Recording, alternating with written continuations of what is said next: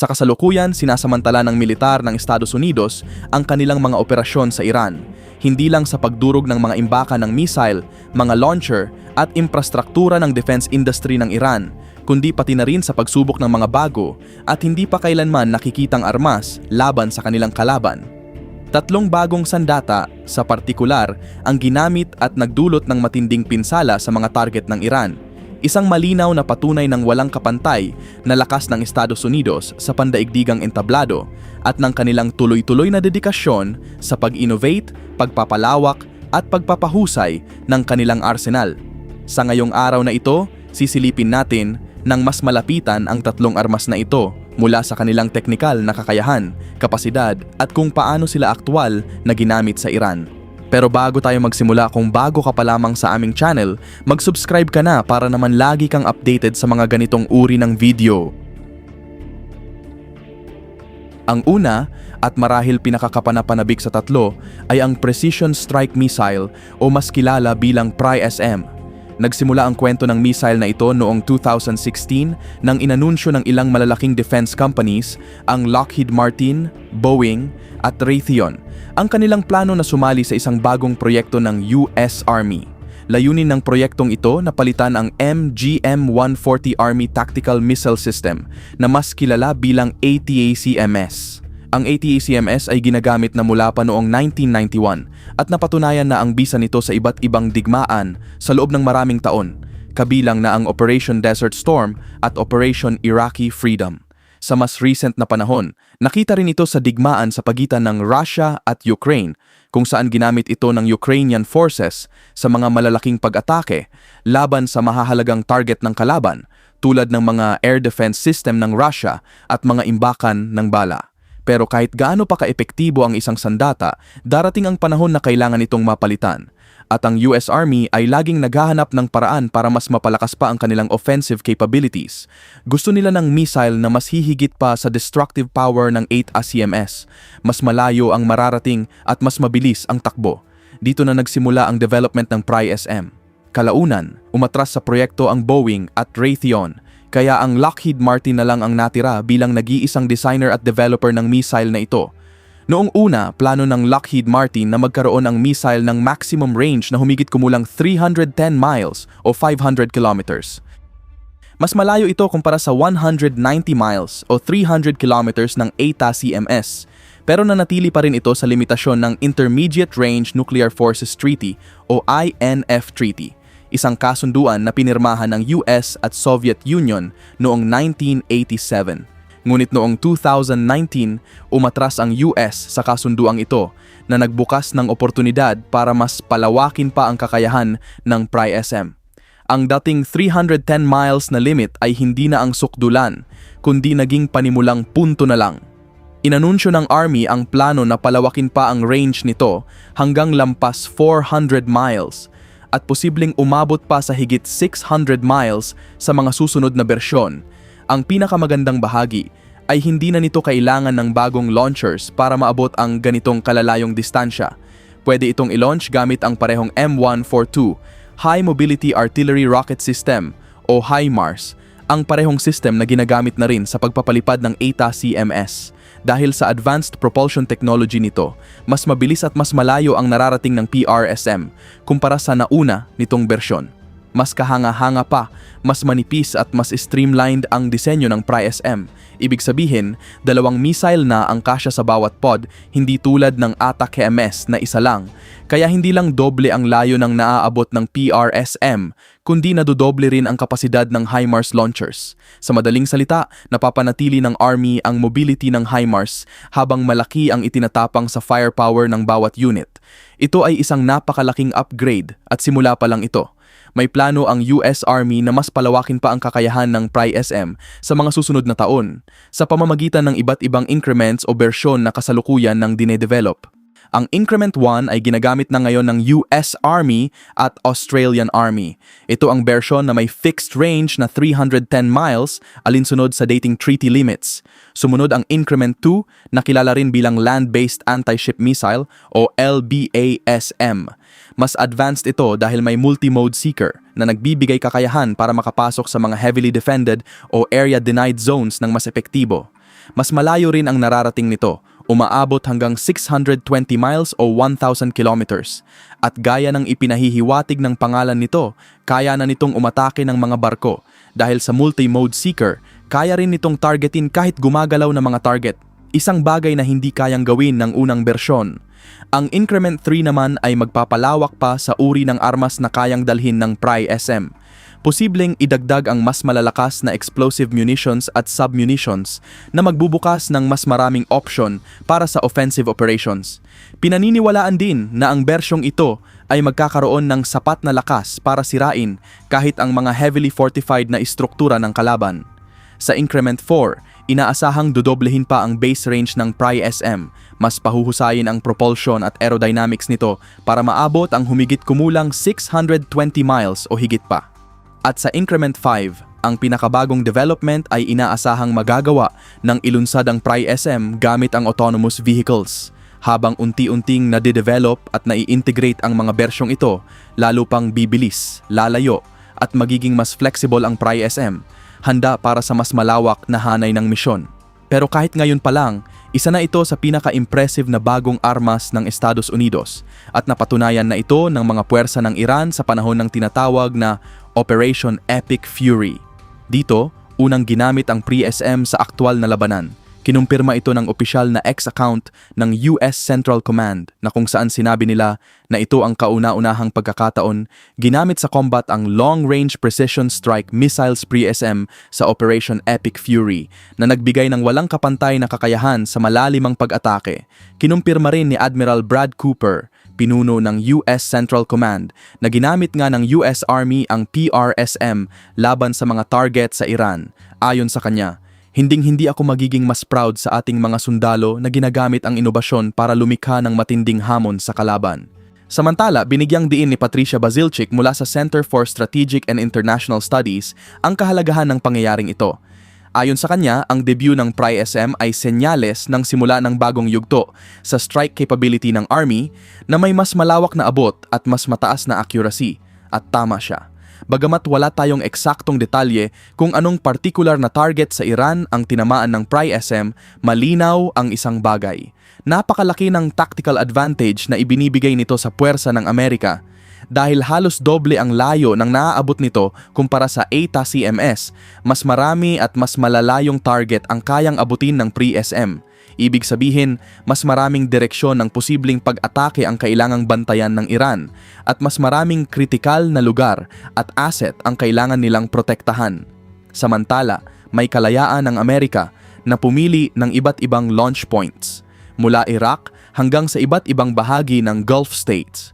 Bukod pa rito, bilang isang ballistic missile, kayang lumipad ng PrSM sa napakataas na bilis, lalo na sa huling yugto ng paglipad nito habang papalapit sa target. Dahil dito, perpekto ito laban sa mga time-sensitive na target, gaya ng air defense systems at missile launchers ng Iran. Bagamat hindi tiyak, malaki ang posibilidad na ginamit ng US Army ang mga missile na ito sa unang bugso ng operasyon para agad na pabagsakin ang kakayahan ng air defense ng Iran sa maikling panahon. Sa pamamagitan ng pagsira sa mga missile platforms at radar sites, nagkakaroon ng mas malinaw at ligtas na daan para sa mga susunod na pag-atake. Kasabay nito, nabubuksan din ang airspace ng Iran para mas ligtas na makapasok ang mga aircraft ng Amerika. At hindi lang ito tungkol sa Iran. Ang paggamit ng PrSM sa totoong labanan ay isa ring malinaw na mensahe ng Amerika sa iba pang posibleng kalaban sa mundo, kabilang na ang China at Russia, na siguradong binabantayan ang bawat galaw sa conflict na ito. Walang duda na maaaring gamitin ang mga missile na ito sa mga susunod na digmaan laban sa alinman sa dalawang bansang ito. At lalo na sa posibleng sagupaan laban sa China, nagbibigay ito ng malaking strategic advantage sa Estados Unidos. Sa katunayan, ang PrSM ay dinisenyo rin na may iniisip na posibleng conflict sa Indo-Pacific region. Dahil sa geography ng lugar na ito, limitado ang mga posibleng paglalagyan ng land-based missile systems. At kung conventional missiles lang tulad ng ATA-CMS ang gagamitin, kulang ang range nito para maabot ang ilang critical na target. Pero sa extended range at advanced capabilities ng PrSM, nagiging mas malaking hamon ito para sa Chinese forces habang pinapalakas naman nito ang kakayahan ng Amerika at mga kaalyado nito sa maritime denial operations. Sa madaling salita, isang malaking tagumpay ang debut ng PRSM. sa higit pa sa isang aspeto. Pinatutunayan nito ang mga tao ng development at napakalaking investment na ibinuhos sa proyektong ito at dinadala ang strike capabilities ng US Army sa panibagong antas. At tandaan, isa pa lang ito sa 3 bagong armas na ginamit sa Iran. Bago natin himayin ang 2 pang natitira, kung ganitong klase ng analysis ang gusto mong mapanood, siguraduhin mong nakasubscribe ka sa channel. Dito sa Noel Polo TV, bawat linggo nating binibigyan ng malinaw na paliwanag ang mga ganitong usapan. Sa papel, ang laban ng Amerika laban sa Iran ay hindi pantay. Ang Estados Unidos ang nangungunang military superpower sa mundo, gumagastos ng mas malaki sa kanilang militar kumpara sa pinagsamang budget ng maraming bansa. Mayroon silang pinakamahusay na training, pinaka-advanced na kagamitan at isang kasaysayan ng mga matagumpay na estratehiya sa digmaan. Pero may isang malaking advantage ang Iran, ang kanilang mga drone. Sa mga nakaraang taon, lalong naging mahalaga ang drone warfare. Sa katunayan, bumili at gumawa ang Russia ng napakaraming Iranian Shahed drones na ginamit nila sa matinding pag-atake sa iba't ibang target sa Ukraine. Matagal nang gumagawa ang Iran ng ganitong uri ng drone at dekada na rin nilang pinapaunlad ang teknolohiyang ito. Dahil dito, may malaking lamang sila kumpara sa ibang bansa pagdating sa production at paggamit ng drones sa labanan. Kaya naman nang magsimula ang Operation Epic Fury, may ilang analysts na nag-alala na baka hindi handa ang US forces sa banta ng Iranian drones. Pero may nakatagong alas ang Amerika, at ang pangalan nito ay LUCAS o Low Cost Uncrewed Combat Attack System. Dinisenyo para sa US Armed Forces ng defense contractor na Spectre Works. Ang LUCAS ay isang one-way attack drone, isang uri ng kamikaze drone na base mismo sa teknolohiya ng Shahed. Ayon sa mga opisyal ng US, may isang Shahed drone na nakuha at pinag-aralan ng mga engineer ng Spectre Works noong early 2020s. Mula rito, isinailalim nila ito sa reverse engineering. Kinopya ang ilang bahagi ng disenyo para makagawa ng sariling bersyon para sa Amerika. Sa madaling salita, ginamit ng US ang sariling teknolohiya ng Iran laban sa kanila. At mabilis ang naging progreso. Ilang buwan lang matapos itong opisyal na ipakilala noong July 2025, agad nang naipadala ang mga LUCAS drone sa mga US forces sa Middle East. Noong December last year, unang inilunsad ang isang LUCAS drone sa Persian Gulf. At pagsapit ng February 28, unang araw ng Operation Epic Fury, unang beses itong ginamit sa aktwal na labanan. Ayon sa pahayag ng CENTCOM, napakalawak ng range ng LUCAS at kaya nitong mag-operate ng autonomous. Maaari rin itong ilunsad gamit ang iba't ibang paraan, katulad ng catapults, rocket-assisted takeoff, at mobile ground o vehicle systems. Sa isang panayam sa CNN, inamin din ng isang US defense official na matagal nang nakatuon ang Amerika sa mas malalaki at mas mamahaling armas, na posibleng naglagay sa kanila sa disadvantage laban sa mas murang sistema tulad ng Shahed drones ng Iran. Pero sa pamamagitan ng LUCAS, binabago ng Amerika ang laro. Sa halip na puro mamahaling missile ang gamitin, gumagamit na rin sila ng mas murang drones na ayon sa ulat ay nasa humigit kumulang $35,000 lang bawat isa para tumbasan ang taktika ng Iran. Ibig sabihin pinatitikim nila ang Iran ng sarili nitong strategy. Hindi pa malinaw kung ilan na ang eksaktong bilang ng LUCAS drones na hawak ng US. Pero ayon sa mga opisyal, marami na ang available at mas marami pa ang paparating. Dahil mura at madaling gawin ang mga ito, at dahil na rin sa laki ng budget ng US military, hindi malabong magkaroon sila ng halos walang katapusang supply ng ganitong klaseng drones na diretso nilang ipinapadala sa kanilang mga puwersa sa Middle East. Bagamat limitado pa ang detalye tungkol sa eksaktong teknikal na kakayahan nito, may mga eksperto na nagsuri ng mga larawan ng LUCAS drones para mas maintindihan ito. At doon nila napansin na ang mga drone na ito ay mayroong nose-mounted gimbaled camera systems, pati na rin satellite connectivity modules na nagbibigay dito ng mas advanced na targeting at control capabilities. Sa teorya, mas magiging superior ang LUCAS kumpara sa Iranian Shahed drones. Dahil sa satellite connectivity nito, kayang baguhin ng mga operator ang mission ng drone kahit nasa kalagitnaan na ito ng paglipad. Halimbawa, pwedeng i-update ang target o baguhin ang coordinates depende sa sitwasyon sa battlefield, isang napakalaking advantage sa mabilis na nagbabagong laban.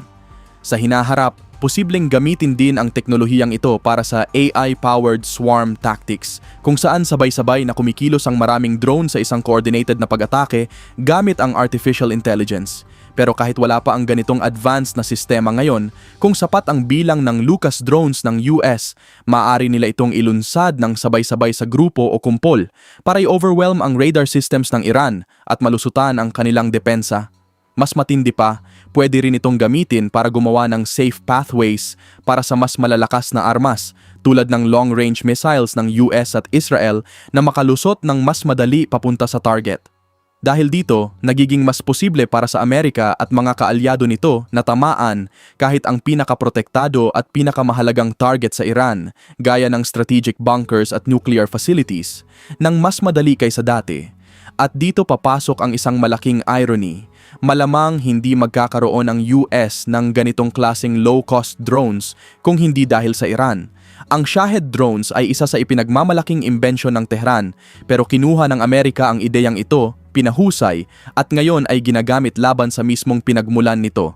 Hindi pa malinaw kung gaano kalaki ang pinsalang na idulot na ng Lucas sa Iran at kung gaano pa ito kalala sa hinaharap.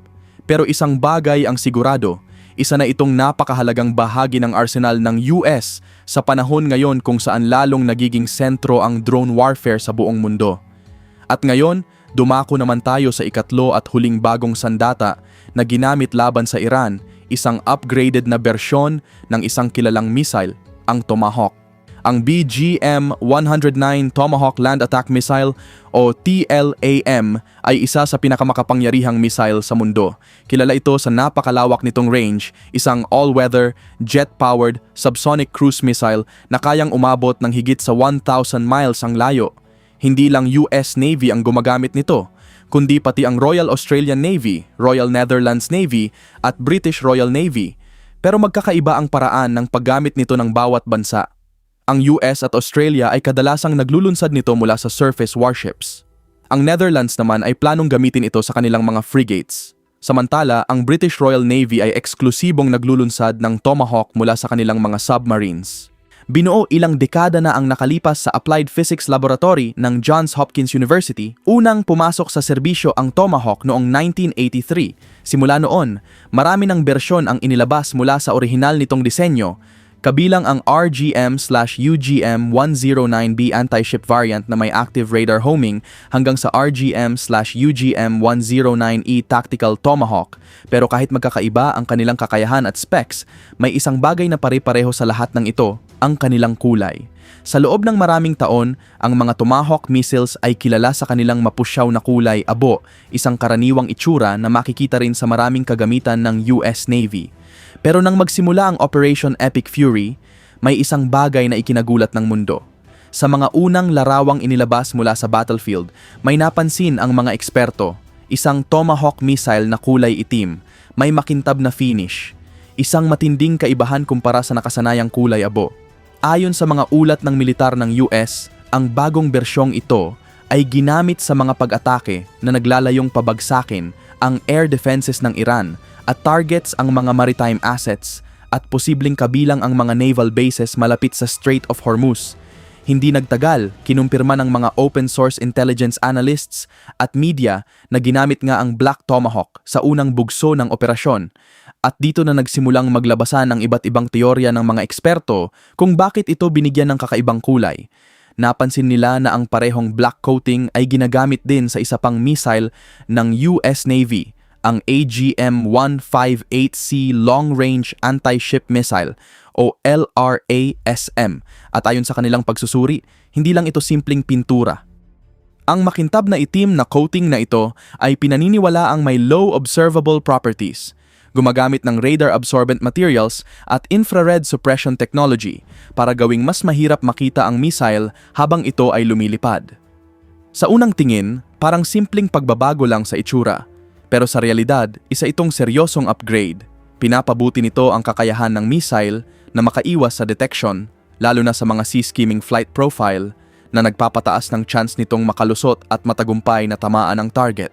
Kung ang dating kulay abong Tomahawk ay mahirap ng hulihin ng radar, mas lalo pang pinahirapan ng itim na bersyon ng trabaho ng mga air defense systems ng Iran. Mas maaga man nilang makita ang missile noon, may oras pa silang mag-react. Pero ngayon, parang naglalaho ito sa radar, lalo na habang lumilipad sa ibabaw ng dagat.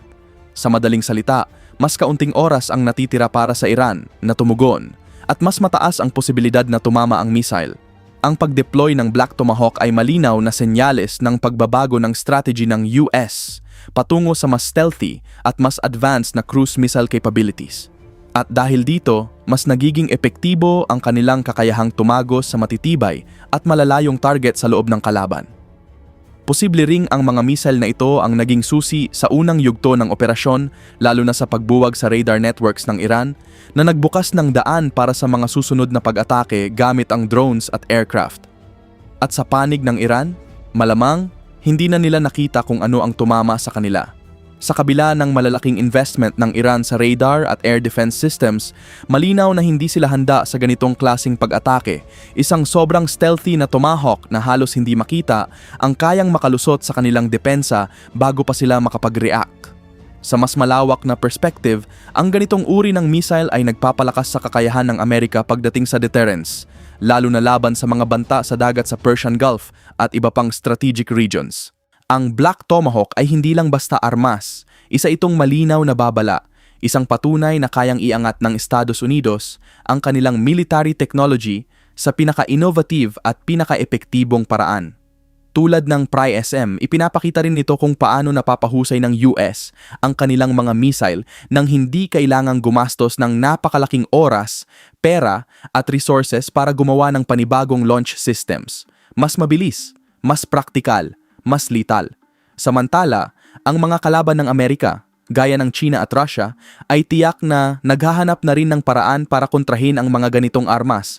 Pero kung may isang bagay na paulit-ulit na pinapatunayan ng US, palagi silang nauuna. Hindi sila nakokontento sa pangalawa at hindi sila tumitigil sa pagpapalakas ng kanilang arsenal para mapanatili ang kanilang posisyon bilang isa sa pinakamakapangyarihang puwersa militar sa buong mundo.